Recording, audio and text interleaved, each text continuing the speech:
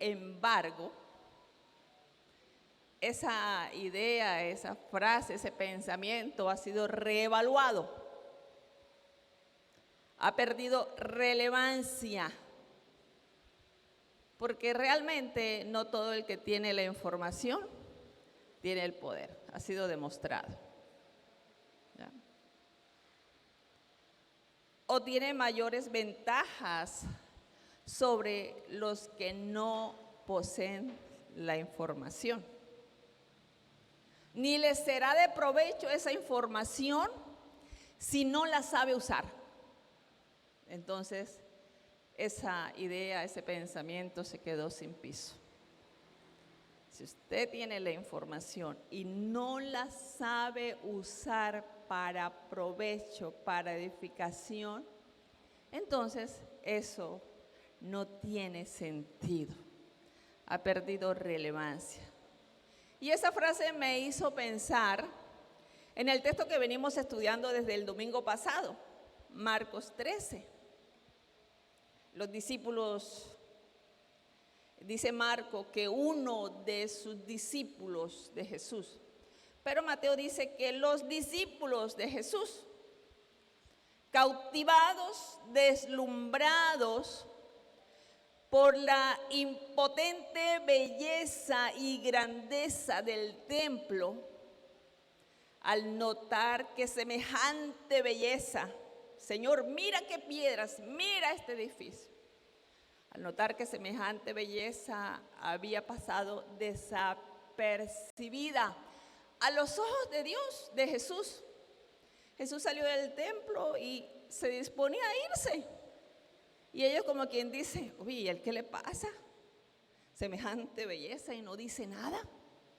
Semejante edificio construido para adorar a Dios y Él no dice nada. A los ojos de Jesús pasó desapercibido y sin importancia. Entonces los discípulos llaman la atención al Señor. En el versículo 1 del capítulo 13, estoy haciendo un poquito de resumen antes de entrar a la palabra.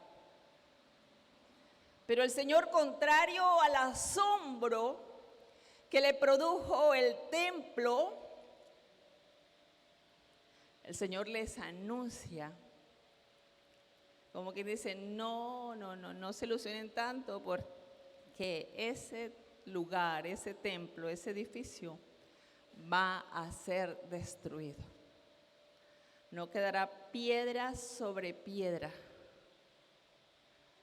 Y esa declaración de Jesús, yo me imagino que si ellos estaban asombrados por la belleza del templo, deslumbrados, eso que Jesús acaba de decir tuvo que dejarles más perplejos de lo que estaban antes. Así que Pedro, Jacobo y Juan, escuchen, Pedro, Jacobo, Juan y Andrés, 4 de sus discípulos, los más cercanos, los primeros en convertirse, los primeros en ser llamados por el Señor. Si yo les pregunto aquí en este lugar quiénes son los primeros, los más antiguos, seguro más de 3 me van a alzar la mano. Los más antiguos, los que tienen más tiempo de caminar con el Señor, ellos consideraron que la información que Jesús les estaba dando estaba incompleta. ¿Cómo que van a destruir? ¿Cómo que este templo va a ser destruido? Para ellos no era suficiente el qué. ¿Qué va a ocurrir con el templo? ¿Qué iba a acontecer? ¿Qué sucederá? Ellos querían saber el cuándo. ¿Cuándo sucederán estas cosas? Y quizás ellos pensaron que por ser los primeros en ser llamados a ser parte del círculo más cercano del Señor, ellos podían tener acceso a un mayor conocimiento e información que los otros. La pregunta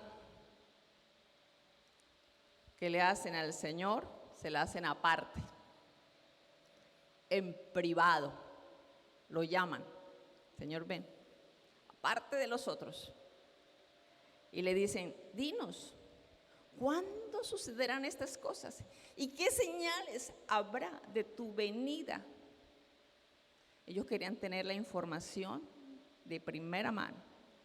Estaban intrigados por el cuándo ocurriría la destrucción del templo. Ellos querían saber más, con más precisión sobre lo que iba a suceder. Y por el qué, ellos querían más detalles, más información. Lo que Jesús les había dicho no era suficiente para ellos desde su perspectiva. Mateo 24 amplía un poco más acerca de lo que ellos pretendían, de lo que ellos querían. Y Mateo 24, versículo 3 dice, y estando él sentados en el monte de los olivos, los discípulos se le acercaron aparte diciendo, dinos, ¿cuándo serán estas cosas y qué señal habrá de tu venida y del fin del siglo? Ellos no tenían duda de que lo que Jesús les había dicho, lo que Jesús les había anunciado, se iba a cumplir. Las preguntas que hacían dan a entender que ellos estaban convencidos, tenían la certeza de que sí, el templo va a ser destruido y Jesús va a venir y hay un fin. Pero querían algo más del qué y más precisión del cuándo. El domingo pasado vimos que el Señor se toma el tiempo para responder al qué. ¿Qué señales habrá cuando todas estas cosas hayan de cumplirse? ¿Qué señales habrá de que el templo será destruido? ¿Qué señales habrá de la venida, de tu venida y del fin del siglo? Y al responderles les deja ver que son ellos los que tienen que mirar. Ellos le dicen al Señor, Señor, mira esas piedras. La respuesta del Señor los lleva a cambiar el enfoque porque son ellos los que tienen que mirar, pero no un mero mirar sin entendimiento, sin razonar, sin cuestionar. Deben mirar para no dejarse engañar y deslumbrar por los falsos cristos, como se estaban dejando deslumbrar por la belleza de un templo que iba a ser destruido y se iba a constituir en una de las razones por las cuales ellos iban a ser perseguidos en gran manera. El hermano Laudelino el domingo pasado nos habló ampliamente de las respuestas que el Señor les dio al qué señales, y entre ellas vimos la persecución, las tribulaciones por las que era necesario que el pueblo de Dios atraviese antes que Cristo venga. En el texto de hoy, el Señor va a responder a una pregunta no formulada por ellos y que necesariamente usted y yo tenemos que formularla y tenemos que hacerla. Y tiene que ver con el cómo. El cómo. ¿Cómo debemos esperar la venida de Cristo? ¿Cómo debemos esperar el cumplimiento de todas las cosas que nos dice la Biblia? El texto de hoy entonces nos enseña que la certeza de que Cristo viene por sus escogidos y el cómo lo hará determina el cómo debemos esperarlo. ¿Cómo debemos esperarlo? Si tienes la información y no la sabes usar, no te sirve para nada. Amén. El cómo de la venida de Cristo determina el cómo debo esperarlo. el cómo del cómo, espera lo que Él viene. Espera lo que Él viene. ¿Cuántos le esperan? Quiero invitarles a abrir sus Biblias en Marcos capítulo 13.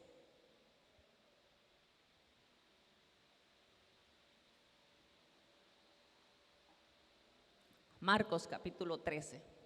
Vamos a leer solo del versículo 24 al 27. Si usted quiere, póngase sobre sus pies un momento. Gloria al Señor. Y leemos en el nombre del Señor.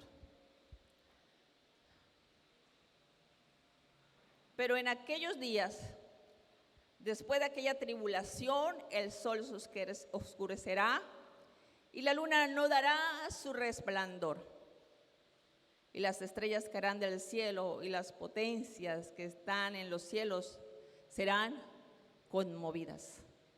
Entonces verán al Hijo del Hombre que vendrá en las nubes con gran poder y gloria.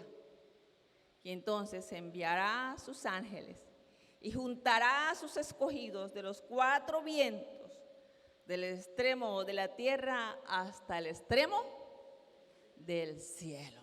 Pueden sentarse, mis amados hermanos. Espéralo, que Él viene. Si tú sabes, si tienes la certeza, la convicción que Él viene y cómo lo hará, eso debe determinar cómo debes esperarlo.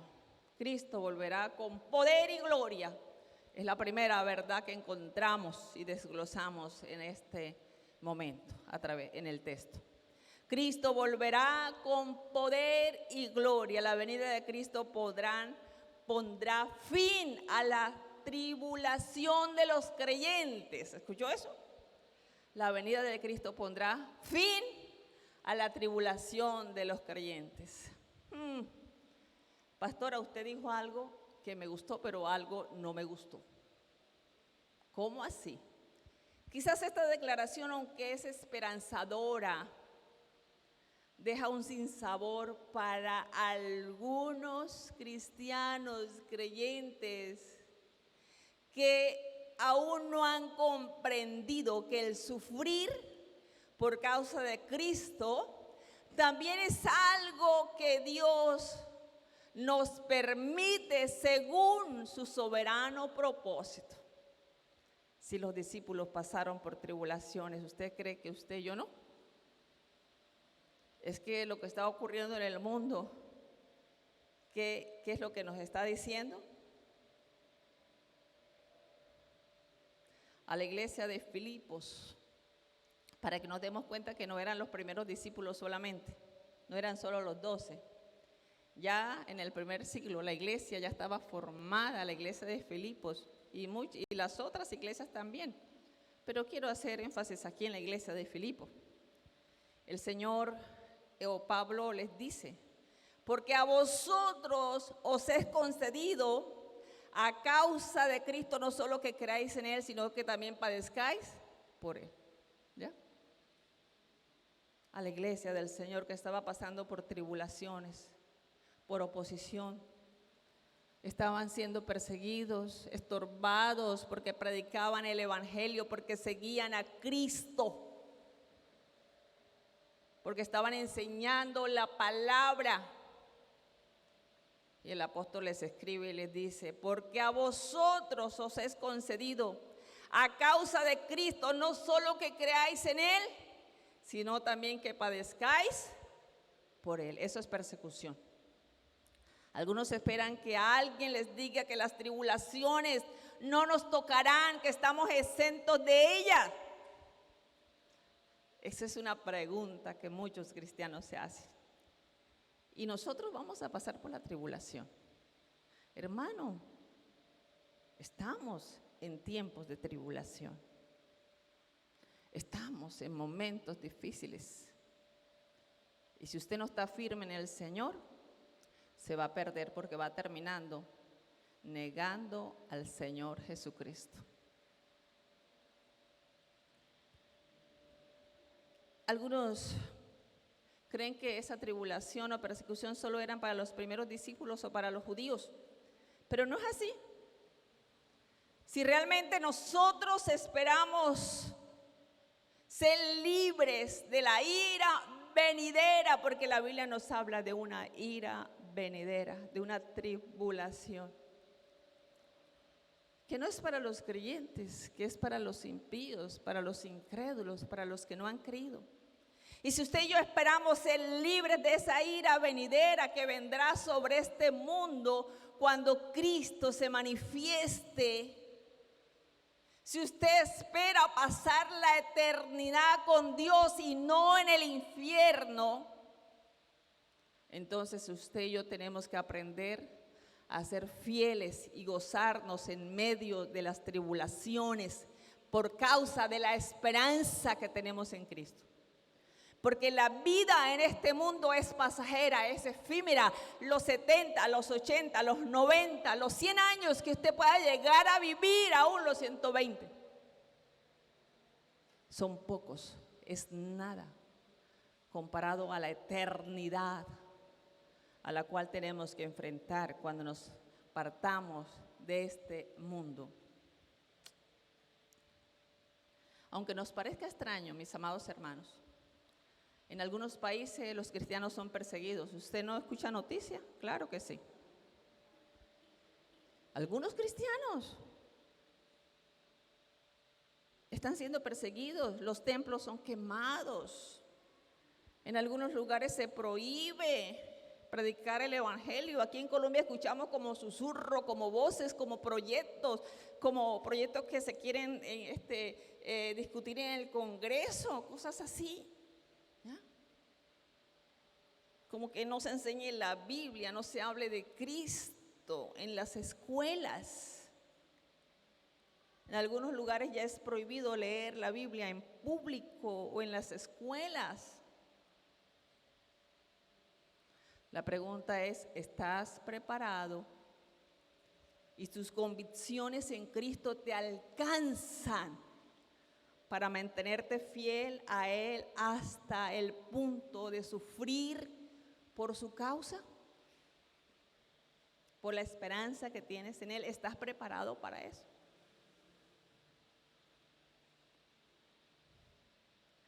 La iglesia de Tesalónica es un ejemplo de fidelidad en medio de las tribulaciones. Yo creo que si usted ha sido fiel a los devocionales se ha dado cuenta de eso.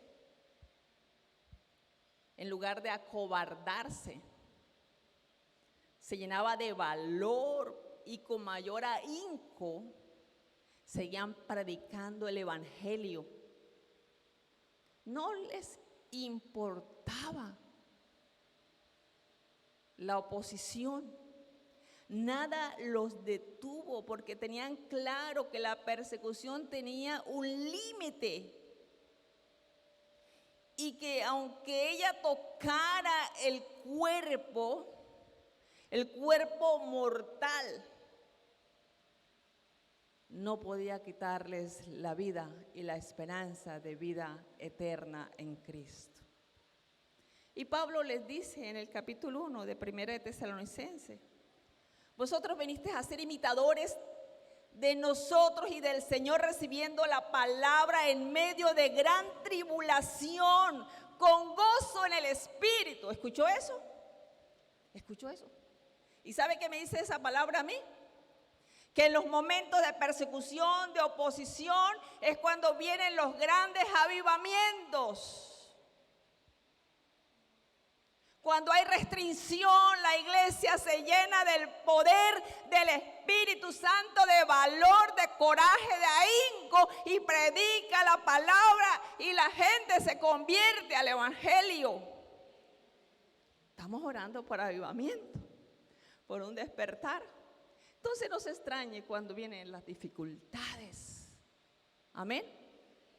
Porque vosotros, hermanos, le dice Pablo, vinisteis a ser imitadores de las iglesias de Dios en Cristo que están en Judea, pues habéis padecido de los vuestros, de vuestra propia nación, las mismas cosas que padecieron los judíos. En Judea, las iglesias fueron perseguidas por los judíos. Muchos tuvieron que salir de la ciudad. Pero cuando el evangelio llegó a Tesalónica, ocurrió lo mismo. También los cristianos allí enfrentaron oposición, porque desde las mismas autoridades hay resistencia al evangelio.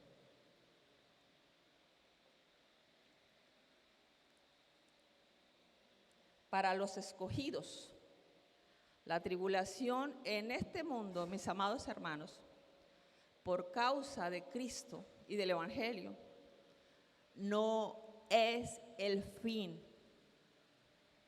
La tribulación tiene un límite. ¿Y sabe cuál es el límite? La venida de Cristo. Para los que le esperan la venida de Cristo,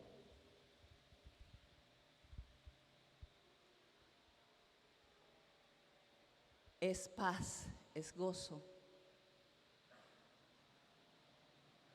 Y esta venida se constituye, la venida de Cristo, en un evento, en un acontecimiento sin precedentes. No tiene comparación ni límite. Porque Cristo, escúcheme esto, Cristo irrumpirá en el mundo sin previo aviso. Mira el versículo 24, pero en aquellos días, después de aquella tribulación, el sol se oscurecerá y la luna no dará su resplandor y las estrellas caerán del cielo y las potencias que están en los cielos serán conmovidas. Cristo irrumpirá en el mundo sin previo aviso. Y cuando decimos sin previo aviso, nos referimos que aunque su venida está anunciada en las Escrituras y que los escogidos le esperamos, nadie sabe el cuándo sucederá. Nadie tiene esa información. Y a través de la historia hemos visto que muchos se han levantado a dar fechas, ¿verdad? Pero han fracasado. Porque esa información, el momento exacto, la hora, el día, el mes, el año, el Padre se reserva ese derecho para sí, versículo 32. Pero de aquel día y de la hora, escuche eso, aquel día y de la hora, nadie sabe, ni aun los ángeles que están en el cielo, ni el Hijo, sino el Padre. ¿Ya? Aunque está anunciada, será una venida inesperada. Inesperadamente irrumpirá en el mundo. Y en este sentido, entonces, Cristo irrumpirá en el mundo sin previo aviso. Su manifestación conmoverá a la creación. Escúcheme esto, porque esto que le voy a decir es sumamente importante. Su manifestación va a conmover la creación. Esto que dicen estos versículos 24 y 25, no será una señal. Será el impacto de su gloria y de su poder sobre su creación, que no puede quedarse inmóvil delante de su presencia, sino que convulsiona delante de la gloria y el poder de Dios. El Creador irrumpe en su creación y es imposible que ella no reaccione ante su gloriosa presencia. La creación será conmovida, será agitada, temblará ante el asomo de la presencia del glorioso Salvador Jesucristo. El sol se eclipsará. Mire lo que dice, el sol se oscurecerá. La luna dejará de brillar. Las constelaciones, las estrellas y todo lo que resplandece quedará opacado ante el fulgor o el resplandor de la gloria del Cristo resucitado. Amén. Para que podamos entender un poco la imagen que nos presenta esos dos primeros versículos. La ilustración que les voy a decir, yo creo que no alcanza a darnos una idea de lo que estos dos versículos nos están diciendo. La conmoción cósmica que producirá la venida de Cristo. Podríamos pensar en lo que ocurre cuando se avecina un temblor, un sismo, un terremoto. El mar se agita, pero aún no ocurre el terremoto. Algunos animales asumen comportamientos extraños. Se escuchan ruidos, como si la tierra gimiera, rugiera. Otra vez, y aún no ocurre. Pero se avecina, en unos instantes va a ocurrir algo. Hay espanto en los animales. La creación empieza a reaccionar porque dicen los científicos que empiezan a sentir las ondas acústicas. Otra vez, esta ilustración es insignificante ante el cuadro que nos presenta estos dos versículos, pero nos ayuda a entender un poco más el texto y cómo es que la creación tiembla ante la presencia del glorioso y poderoso Creador, haciendo una antesala a su manifestación gloriosa. Y las estrellas caerán del cielo y las potencias que están en los cielos serán conmovidas. Entonces, versículo 26, verán al Hijo del Hombre que vendrá en las nubes con gran poder y gloria. Es imposible que la creación no convulsione, no sea conmovida ante la gloriosa presencia del Señor. Entonces verán al Hijo del Hombre que vendrá en las nubes con gran poder y gloria. ¿Saben qué, mis hermanos? La historia de Israel da cuenta de la conmoción de la creación cada vez que Dios se dispuso a descender para salvar a su pueblo de sus enemigos. Cuando Dios descendía de manera extraordinaria, súbita, inesperada, cuando el pueblo oraba, algo sucedía y la creación reaccionaba. Y el Salmo 114 dice: cuando salió Israel de Egipto, la casa de Jacob, del pueblo extranjero, Judá vino a ser su santuario, Israel su Señor, su señorío. El versículo 3 del Salmo 114, el mar lo vio y huyó. El Jordán se volvió atrás porque Dios estaba, la presencia de Dios estaba en medio de su pueblo. Mira el versículo 4. Los montes saltaron como carneros y los collados como corderito. Eso era la experiencia del pueblo de Israel. Y mire la pregunta que hace el salmista. ¿Qué tuviste, oh mar, que oíste? O sea, ¿qué te pasó, oh mar? ¿Qué fue lo que te espantó? ¿Qué te ocurrió? ¿Por qué huiste espavorido? Dice el salmista. Y tú, oh Jordán, que te volviste atrás, ¿qué fueron? ¿Qué les ocurrió? Oh montes, ¿por qué saltaste como carneros y vosotros collados como corderito a la presencia de Jehová? Tiembla la tierra. a la presencia del Dios de Jacob. ¿No bendice usted el nombre del Señor? Y si usted lee el Salmo 77, versículo 16 dice: te vieron las aguas, oh Dios, las aguas te vieron y temieron.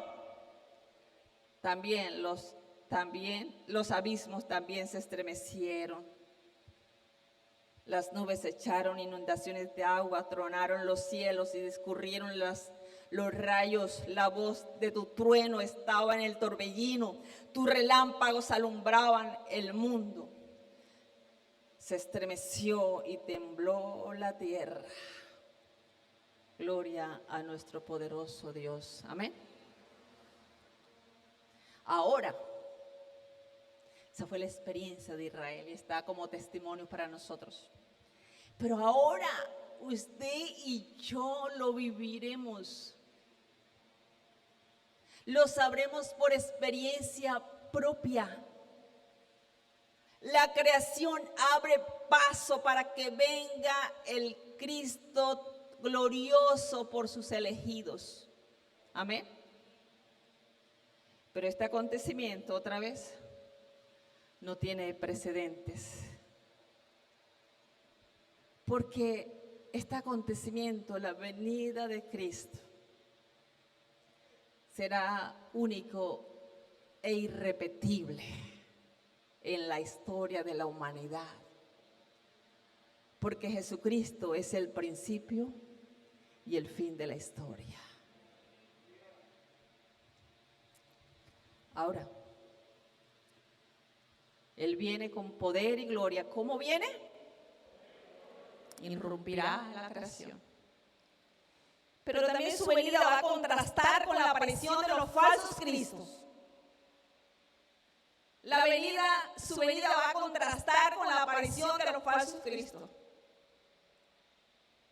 Recordemos el domingo pasado, el Señor al advertir a los discípulos dice: miren, presten atención, no se dejen engañar, porque vendrán muchos en mi nombre diciendo: yo soy el Cristo, y engañarán a muchos. Versículo 6. Y el versículo 21.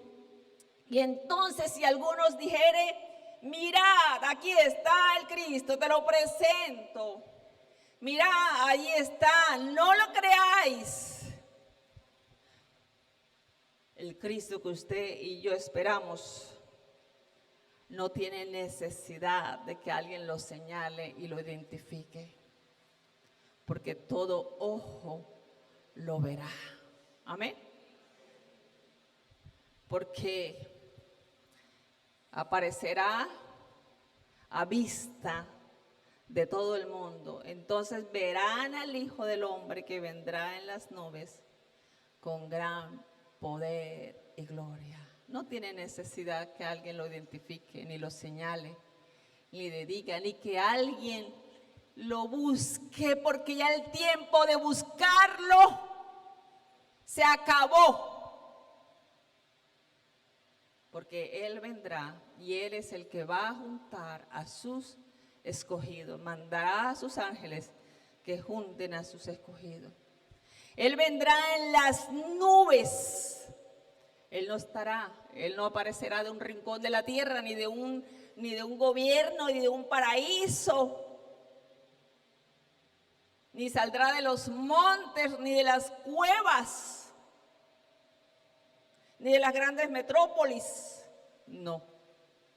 Él vendrá en las nubes, como lo había dicho. Recuerden que en Hechos capítulo 1, cuando Jesús fue levantado para irse a sentarse en el trono a la diestra del Padre, los discípulos estaban ahí y le vieron cuando era levantado subir, y sus ojos quedaron mirando hacia el cielo, viéndolo partir con esa nostalgia. Que el Maestro, el Señor, el glorioso Jesús resucitado, se va. Y dice la palabra que aparecieron entonces unos varones junto a ellos con vestiduras blancas, las cuales le dijeron: varones galileos, ¿por qué estáis mirando al cielo? Este Jesús que ha sido tomado de vosotros al cielo, así vendrá como lo habéis visto ir, o sea, en las nubes. Y Apocalipsis capítulo 1, versículo 7 dice: el que viene, he aquí que viene con las nubes, y todo ojo le verá. Y los que le traspasaron y todos los linajes de la tierra harán lamentación por él. Sí, amén. Mis amados hermanos, qué hermoso es el Señor. Qué esperanza tan gloriosa tenemos los que hemos creído en Jesucristo. Esto cambia nuestras vidas. Esto determina la manera en que nosotros vivimos en este mundo. La información, el conocimiento que tenemos nos hace diferentes.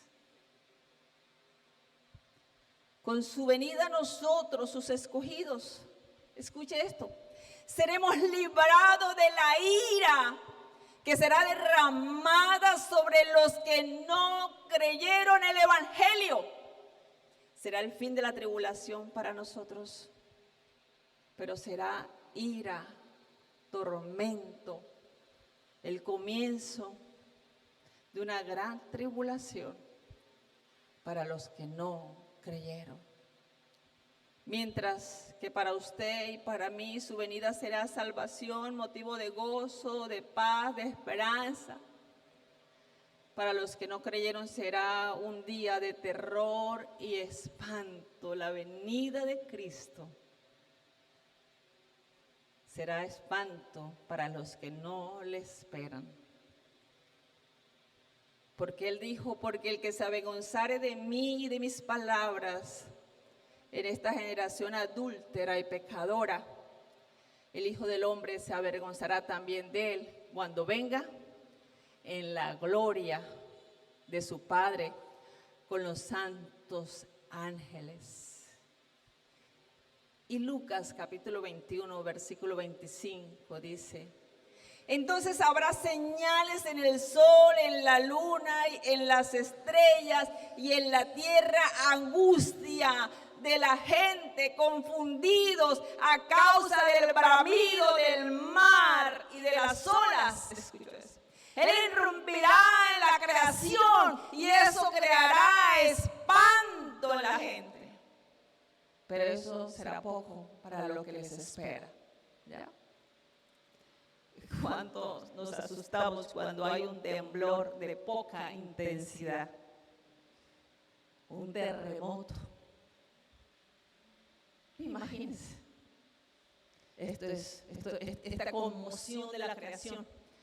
No hay terremoto, no hay sismo con qué compararlo. ¿Ya? Falleciendo, dice el versículo 26, desfalleciendo los hombres por el temor y la expectación de las cosas que sobrevendrán en la tierra, porque las potencias de los cielos serán conmovidas. Y hay que hablar mucho de esto, pero hoy no tenemos el tiempo. Pero usted sabe lo que pasa cuando hay una eclipse, cuando hay cambio de luna y todo esto, cómo cambian las cosas, el sistema, la naturaleza, cómo afecta la creación, la falta de lluvia o la abundancia de lluvia. ¿Ya? Ellos están diciendo que miren lo que sobreviene sobre nosotros. Un cambio radical que será tormento, inseguridad, temor. La certeza de que Cristo viene por sus escogidos Y el cómo lo hará determina el cómo debemos esperarles, mis amados hermanos. ¿Cómo le estás esperando? ¿Le estás esperando? ¿Y cómo lo estás haciendo? Es que el que viene no es cualquiera. Ya vimos cómo vendrá. Ahora, ¿cómo le vas a esperar? ¿O cómo le estás esperando? Versículo 28 dice: de la higuera aprended la parábola. Cuando ya su rama está tierna y brotan las hojas, sabéis que el verano está cerca. Así también vosotros, cuando veáis que suceden estas cosas, conoced que está cerca a las puertas. De cierto os digo que no pasará esta generación hasta que todo esto acontezca. El cielo y la tierra pasará, pero mis palabras no pasarán. Pero de aquel día y de la hora nadie sabe, ni aun los ángeles que están en el cielo, ni el Hijo, sino el Padre. Mirad, velad y orad, porque no sabéis cuándo será el tiempo.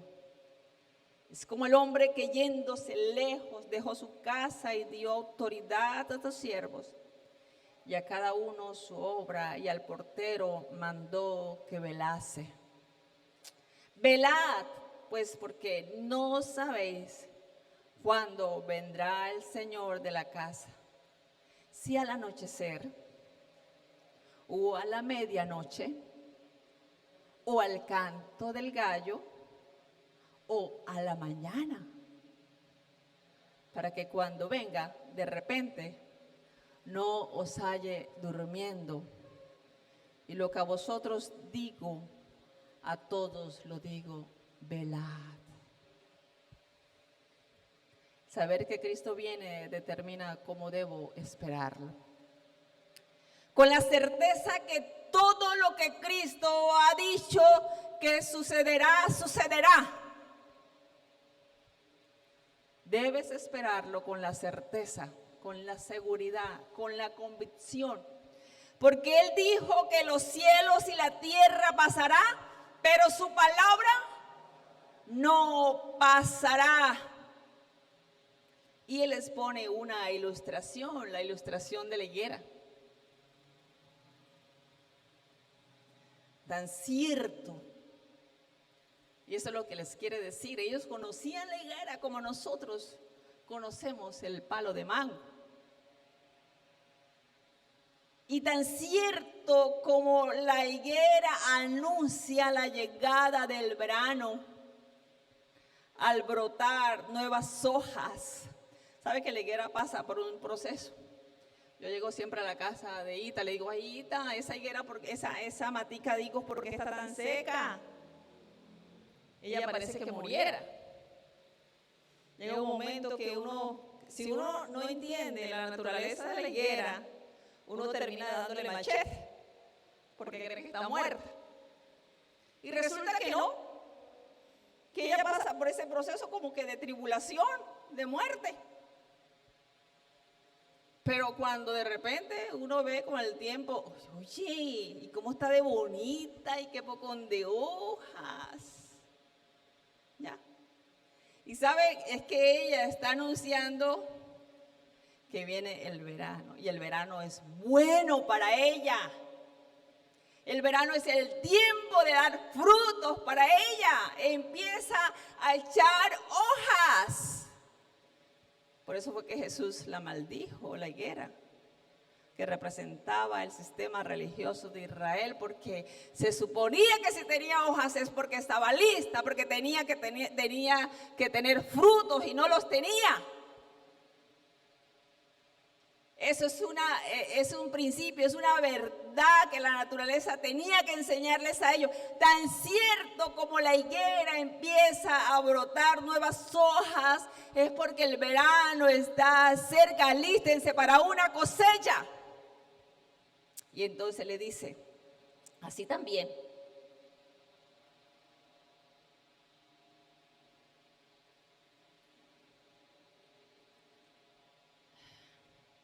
Así también, ustedes tienen que saber que cuando estas cosas empiecen a suceder, ¿es por qué? Porque está a las puertas. Claro.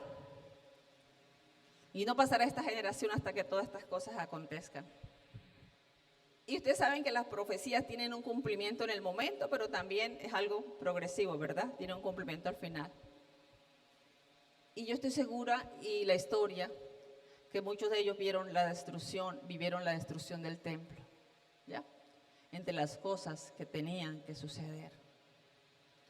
Pero sabe, también la Biblia nos habla de una generación mala y perversa, que tendrá su fin y su juicio en la venida de Cristo.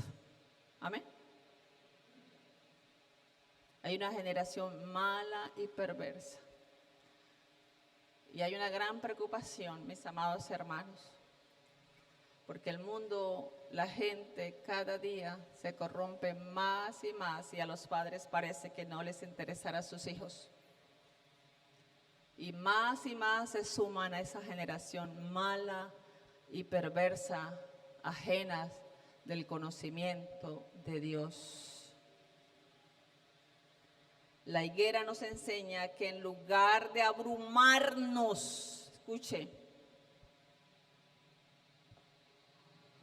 en lugar de abrumarnos por los acontecimientos que preceden a la venida de Cristo, debemos estar expectantes, esperando el fruto de nuestra redención, como ellos estaban expectantes cuando la higuera empezaba a reverdecer. Ellos tenían que aprender de la maestra higuera, ¿ya? Porque Dios enseña lecciones objetivas. Jesús les enseñaba a los discípulos a través de los diferentes elementos de la naturaleza. Debemos estar expectantes esperando el fruto de nuestra redención, porque seremos glorificados con Cristo, igual que la higuera. Su aparente muerte no es la última palabra. Ella reverdece y da frutos, como también nuestra fe y nuestra esperanza en Cristo dará fruto de vida eterna. Amén, mis hermanos.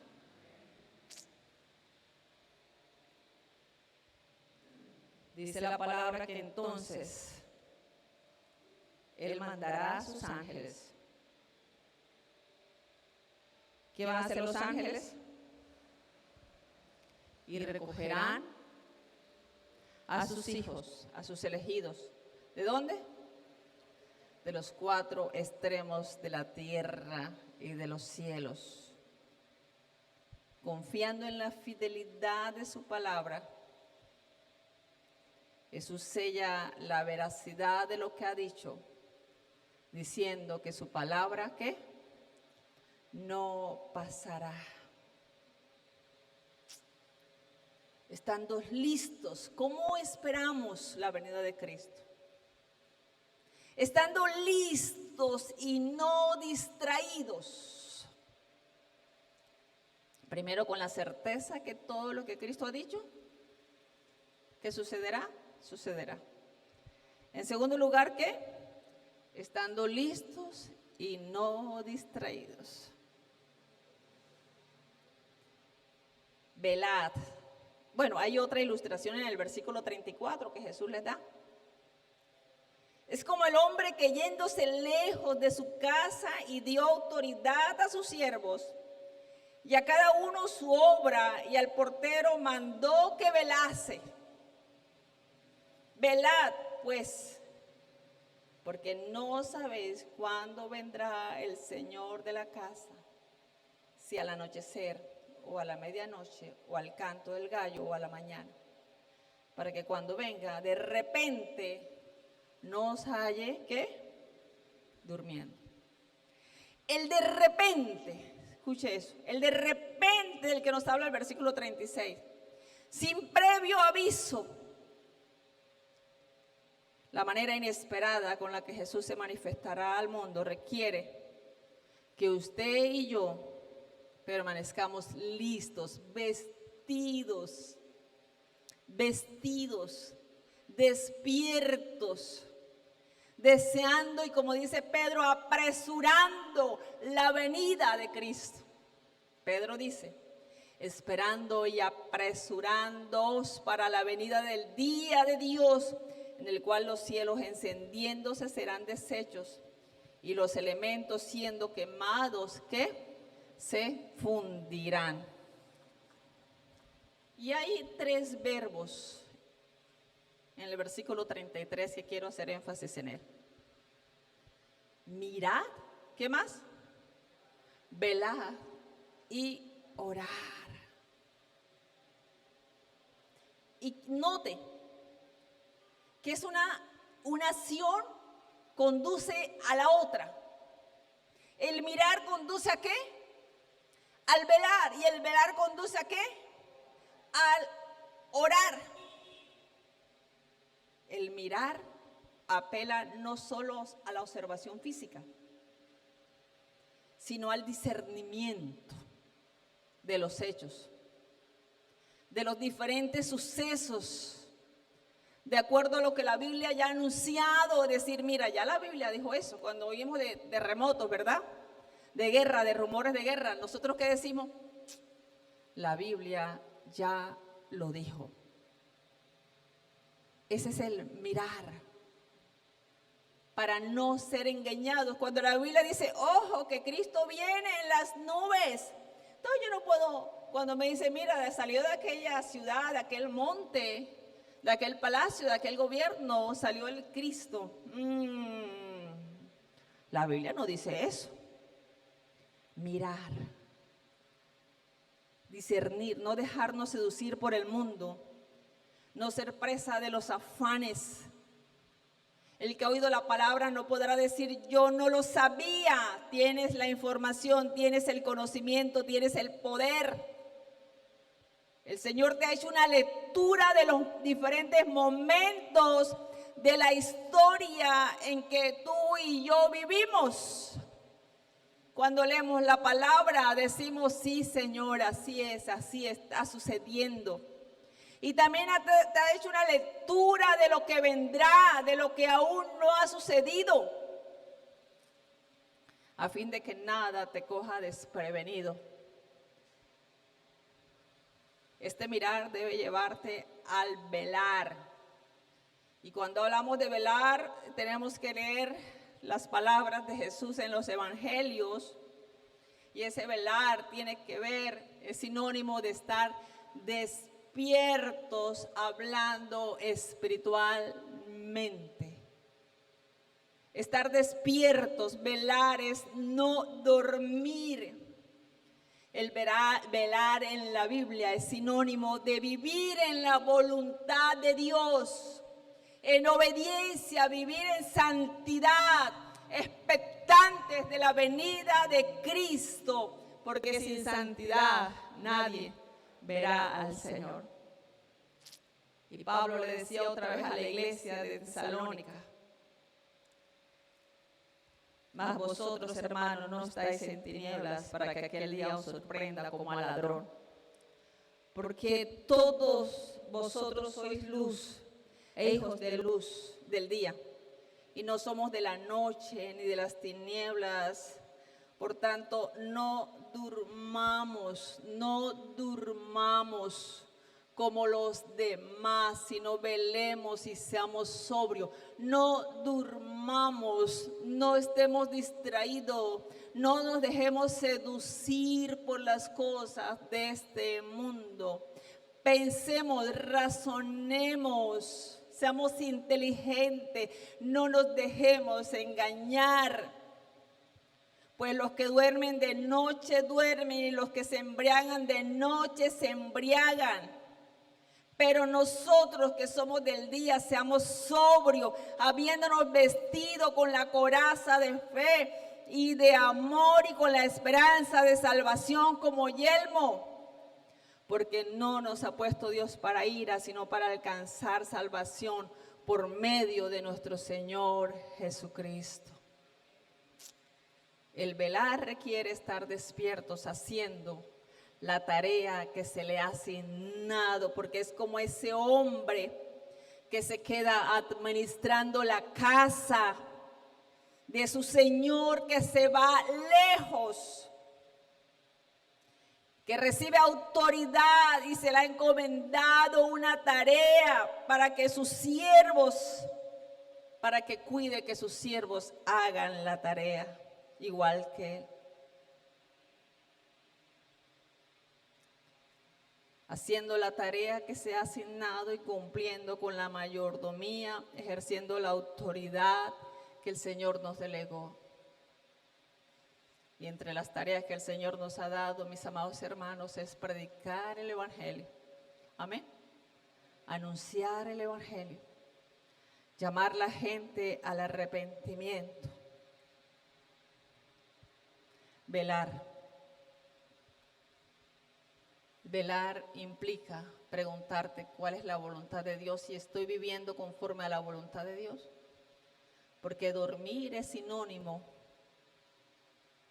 de estar en tinieblas, de vivir en pecado. Dormir es sinónimo de insensibilidad espiritual, de estar distraídos. No te duermas. Vive el Evangelio. Vive como lo que eres en Cristo. Sé santo. Eso es velar. Velar. El velar nos lleva a la oración.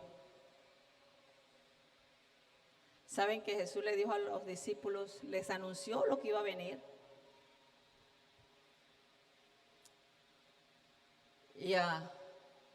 Y los llamó a la oración. Y ellos sabían lo que iba a ocurrir, pero ¿sabe qué hicieron? Se durmieron, se descuidaron. Y Pedro se durmió. Y cuando digo que se durmió, no estoy hablando literalmente del acto de dormir, de cerrar los ojos. Cuando digo que se durmió es porque Pedro estaba parado en una falsa seguridad diciendo, yo puedo. Diciendo, yo jamás voy a negar al Señor. Hombre, si yo soy de los más antiguos. Si yo soy de los primeros cristianos. Yo soy del grupo de los 4. ¿Quién dijo que yo voy a dar mal ejemplo?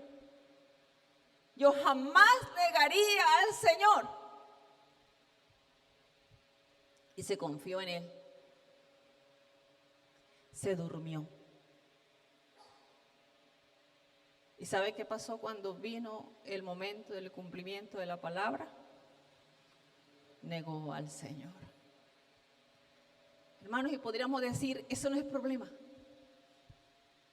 Porque el Señor lo restauró, lo perdonó, Él se arrepintió. Pero ¿sabe la tragedia, lo que ocurre si el Señor llega y usted y yo estamos dormidos? No estamos haciendo nuestra tarea. No estamos viviendo en santidad. No tenemos un corazón sano, limpio.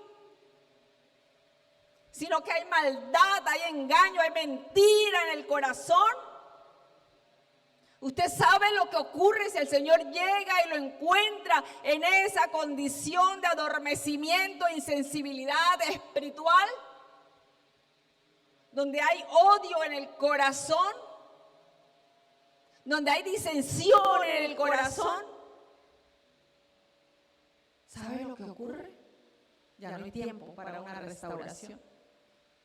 Ya no hay tiempo para llorar de arrepentimiento, no hay arrepentimiento que valga. Y el velar y saber cuál es la situación, la problemática que vivimos en nuestra nación. Y cómo el llamado a ser fiel a Dios cada vez se nos estrecha más. Eso requiere que usted y yo oremos para no caer en tentación, para no ceder ante las pretensiones del sistema del anticristo, de este mundo malo y perverso que nos aleja, que cada vez se aleja más y más de Dios y niega a Dios y quiere que sus hijos no conozcan a Dios. ¿Ya? Velar. La oración tiene ese propósito. No es una oración simplemente que voy a orar 3 veces al día. No, es una oración inteligente. Es una oración que tiene como fundamento la palabra de Dios y el poder discernir qué está ocurriendo en la historia, qué está ocurriendo en mi contexto. Y yo necesito orar porque los tiempos son difíciles. Señor, yo no me quiero perder, yo quiero ser fiel. Yo no quiero vivir en mentira, en engaño, porque no se trata de engañar al pastor, a la pastora, a los hermanos. Señor, se trata de ser fiel porque tú vienes por un pueblo que te está esperando. De eso se trata, mis hermanos. El orar es para eso, para que usted se mantenga fiel, ¿ya? Para que no se deje engañar, para que Dios le dé sabiduría y entendimiento, para saber cómo va a afrontar la persecución, las restricciones que pone el gobierno, de la agenda global, porque se habla de una agenda global. ¿Usted no se da cuenta que lo que aquí se prohíbe en todo el mundo? ¿Ya? En estos días escuché en las redes a alguien decir: lo peor que le ha pasado a la humanidad son las iglesias. ¿Cómo le parece? ¿Usted sabe lo que es decir eso en las redes? Y todo lo que eso despierta y provoca. ¿Ya? Lo peor que le ha pasado a la humanidad son las iglesias. Escuché decir los derechos, la libertad religiosa llega hasta donde llegan los derechos de la comunidad LGTB y más. ¿Sabe lo que se está diciendo con eso? ¿Ya? Restricciones para que usted predique el evangelio. Para eso es el orar, mirar, velar y orar. El orar te fortalece. El orar te permite mantenerte firme. Jesús oró.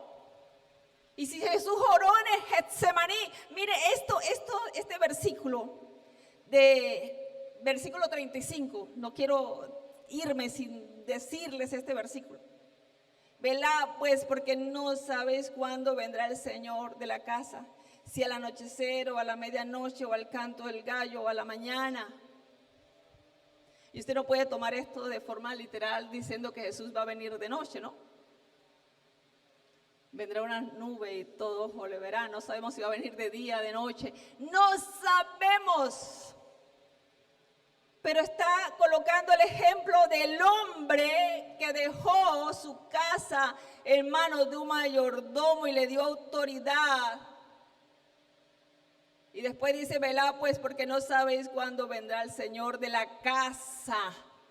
Hermano, ¿sabe? Y lo que Jesús está tomando ahí es la división de lo que es la noche romana, en Roma, ¿no? Cómo se divide la noche, cómo dividían la noche. Anochecer, la medianoche, el canto del gallo, y la mañana, terminaba la noche con la mañana, ¿ya? Pero creo que lo que realmente Jesús está diciendo es que esos son los momentos, las situaciones por las que tú pasas, las pruebas representan uno de esos cuartos de la noche. Los momentos de mayor vulnerabilidad. La noche representa eso. Esos momentos de prueba, de tribulación, que pueden ser en una mañana, a medianoche, es un cuarto de tiempo. No sabes de a qué hora te va a sorprender esos momentos. Y tú tienes que estar preparado porque Él puede venir en cualquier de esos momentos cuando tú estás a punto a claudicar, a irte al mundo, a pecar. Tus momentos de mayor vulnerabilidad es cuando más tienes que velar. Es cuando no tienes que aislarte de la comunión de la iglesia. Es cuando no tienes que dejar de congregarte, como algunos tienen por costumbre. ¿Ya?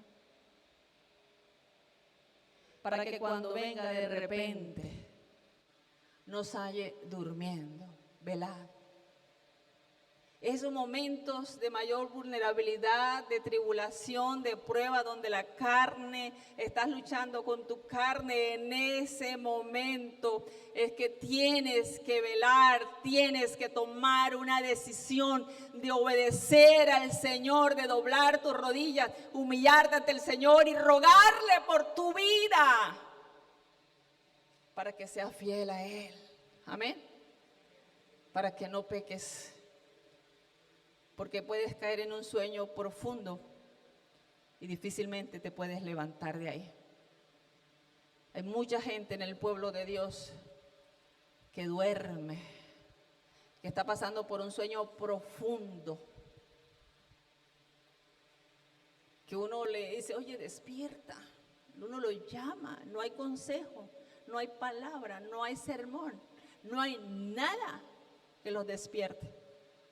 Porque dieron lugar al pecado, porque no oraron, porque no miraron, porque no velaron.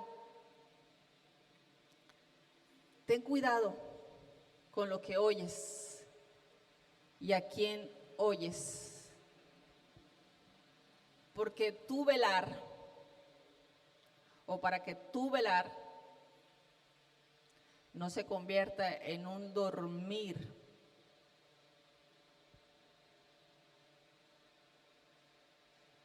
Tu velar no se convierta en un dormir. Ten cuidado con lo que oyes, a quién oyes. Porque muchos se dejan engañar por las falsas doctrinas y los falsos profetas. Aumentarán los falsos profetas como los hay hoy en día. Aumentarán las falsas doctrinas como las hay hoy en día. Y muchos fascinados oyendo lo que quieren oír, creyendo que están velando y buscando de Dios, resulta que terminan durmiendo, haciendo los deseos de la carne. Un evangelio fácil, sin sacrificio, sin negación, sin cruz.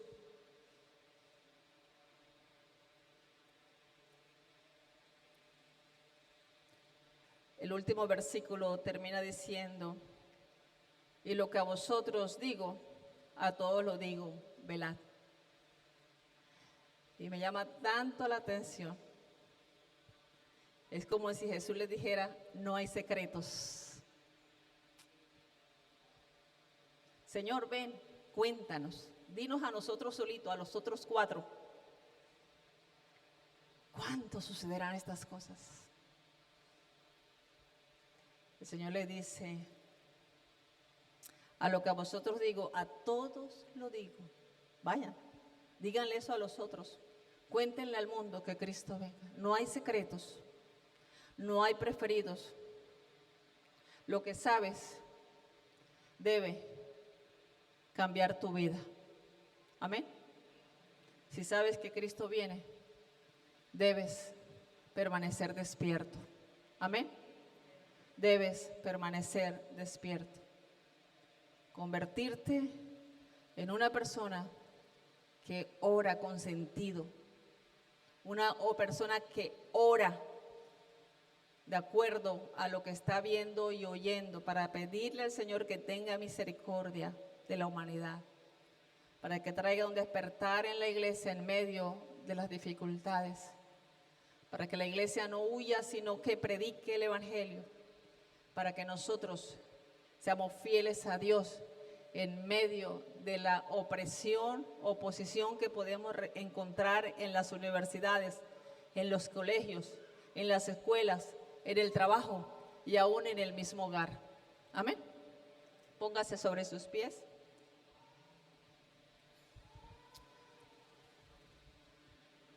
Hable con el Señor. Gloria al Señor.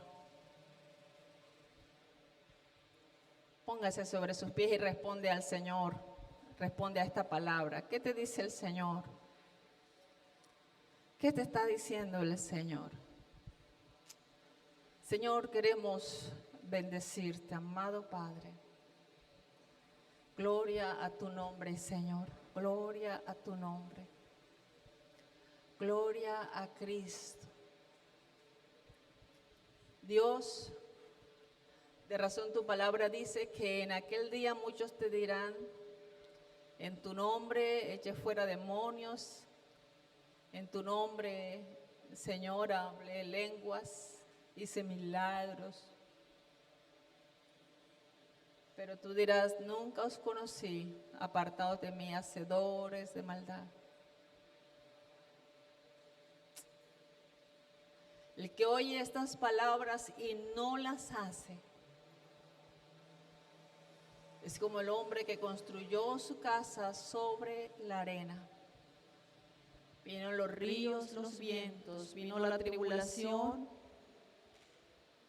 vino las aflicciones, las persecuciones, y no resistió. Y fue grande su ruina. Señor, nosotros conocemos mucha Biblia y sabemos, Señor, lo que ocurrirá. Quizás muchos de nosotros estamos igual que los discípulos y como mucha gente en este mundo, preguntando cuándo sucederán, y el cuándo es distractor, el cuándo nos desvía del enfoque, el cuándo nos desvía de tu voluntad perfecta, Señor. Ayúdanos a vivir el cómo, Señor, en santidad, en obediencia, en pureza, en oración, predicando el evangelio, Señor, amándote a ti, deseando tu venida, como dijo Pedro, Señor, apresurando tu venida, deseándola, sea que vivamos o que muramos, Señor, estemos con el Señor para siempre. Oh Dios, que la muerte no nos sorprenda durmiendo, Señor. Que la muerte no nos sorprenda, Dios mío, Señor Dios, viviendo una vida acomodada, Señor, aislados de la voluntad tuya, de la iglesia, del cuerpo. Oh Dios, que tu venida nos encuentre despierto. Padre, ayúdanos a ser fieles a ti. Ayúdanos a permanecer, porque hay tiempos difíciles y vendrán tiempos difíciles, Señor. Y si nuestra relación contigo, nuestra comunión contigo no ha sido fortalecida en la obediencia y en la oración, vamos a claudicar. Oh Dios, ayúdanos, danos sabiduría, entendimiento, Señor. clamamos a ti, Señor, en esta mañana. Señor, oh Dios, si hay adormecimiento, Señor, si aún dormimos, clamamos a ti en el nombre de Jesús. Porque el de repente, Dios mío, Señor, oh Dios, es una advertencia, Señor, que tú nos haces. El de repente, Dios mío, Señor, nos puede sorprender. Señor, oh Dios. Y el velar es mi responsabilidad. El mirar, el velar y el orar nos hace personas maduras en Cristo, expectantes, como el enamorado o la enamorada que espera a su novio, Señor.